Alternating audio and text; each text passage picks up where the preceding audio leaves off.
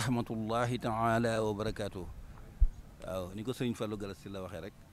noonu la demee nga xam ne sëñ bi moom dana yebal ci jumaa ji ñaar fukki fan ak juróom-ñeent ci weer wu ne bu ko defee ñu wax ci ne nañ séentu weer te lu ci waaye xam nga ñëw yëgle ko bu ñu defee noonu ba noppi ne dañuy génn ci soowu nag di séentu weer wi ak di taatan xibaare ci gox yi bi ñu defee noonu nag ba waxtu wi jot nga xam ne gox yu baree bari jokkoo nañu moom ak sëñ Bass boobu muy wax moom kuy góorgóorlu ci weer wi la sëñ Bass Abdul Quddus ñoom it jokkoo nañu moom ak ñi ñu war a jokkool ñëpp waaye ba na nga ni daal gisuñ kenn koo xam ne wax nga ne feeñ na fenn kon nag ñu di leen xamal bañ defee noonu lan daal di jokkoo ak Cheikh Mouhamadul Mountakha yëgal ko mu ne kon loolu doy na kon ñu jàpp ne suba ci dibéer ji mooy mottali weeru tabaski bi altine mooy benn fanu tamxarit kon ñu xamee ko noonu kon noo ngi ñaanal ñëpp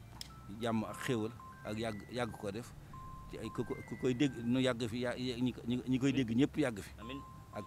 ku ci am yéene ci dara ji Serigne Touba Serigne Abdou Diop imam nag moo doon jokkoo ak yéen fii ci Touba. site bu mag bi nga xam ne moo di télévision jumaa ji ànd ak rajo yi lu mel ne Lamp Fall télévision ak Lamp Fall FM ànd itam ak Jant bi FM ak seen rajo Assalaamy FM ñu nekkoon fii ci jumaa ji doon ko séntu ànd ak commission bu mag bi kon ñu jàpp ne weer wi feeñut kon suba dañ koy mottali altine mooy doon benn fan ci weeru muharram ñun ñëpp ñu maa sa xamee ko noonu kon altine mooy doon benn fan kon altine talaata